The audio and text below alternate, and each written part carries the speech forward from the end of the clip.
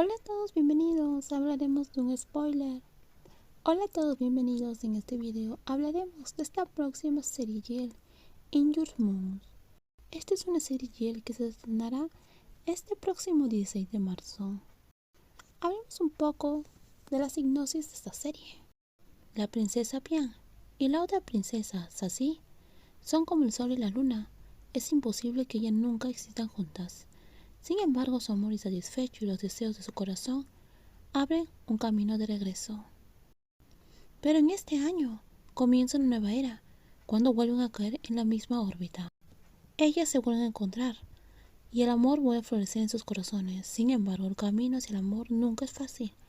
Ambas deben unir sus manos para luchar por ese amor. Y empezamos con un pequeño spoiler.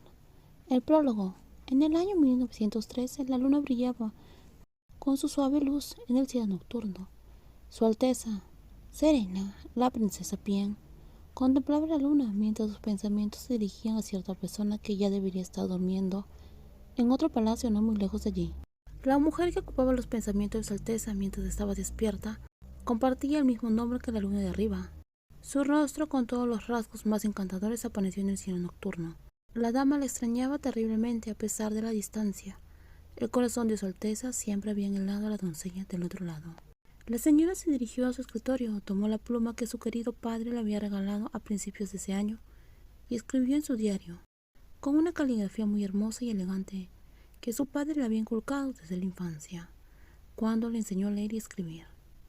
Ella es la luna, dulce, ese amor es mío. Es una belleza, ella es la luz, ella me adorna. Y incluso en mis sueños cuando yo duermo aparece. Te ruego que nunca me dejes, tú eres mi estrella. Tú eres mi luna. Luego escribió las palabras exactas en otro trozo de papel, destinado a las cartas. Le ordenó a la dama de compañía que guardara la carta y le enviara a la otra princesa cuando tuviera oportunidad. En la actualidad, el palacio estaba situado en el corazón de la ciudad. Era muy elegante, el edificio era sorprendente. Estaba rodeado de edificios residenciales, sin embargo, ningún edificio podía compararse con la belleza de la arquitectura. Eran más de las 3 de la tarde, cuando un Cadillac blanco pasó por delante de la valla automática y se estacionó frente a la parada del palacio. El chofer salió del coche para abrir la puerta a la pasajera, que estaba en el lado izquierdo del asiento.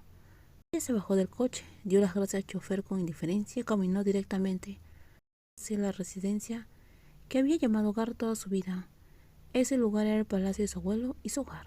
La joven pasó por el pasillo y se dirigió directamente a la sala del oeste, donde había asientos disponibles para el ocio y una mesa para que los residentes tomaran el té y la merienda. Había una pequeña estantería junto a la columna, llena de literatura. Sí, a Titán, la nieta de la mujer a quien nunca había visto ni conocido, le trajo esos libros porque la niña recordaba que a esa chica le gustaba. Los hermosos ojos de la joven no mostraban emoción, hasta que se detuvieron en la fotografía monocromática que colgaba en la pared. La mujer de la imagen estaba sentada en una silla. Sin duda era impresionante. La mujer de la imagen debe haber sido una de las mujeres más impresionantes de su época. Incluso hoy, si hubiera nacido en esa época, todavía se la consideraría extraordinariamente hermosa. Pero no tenía sentido compararla, porque ya no estaba allí.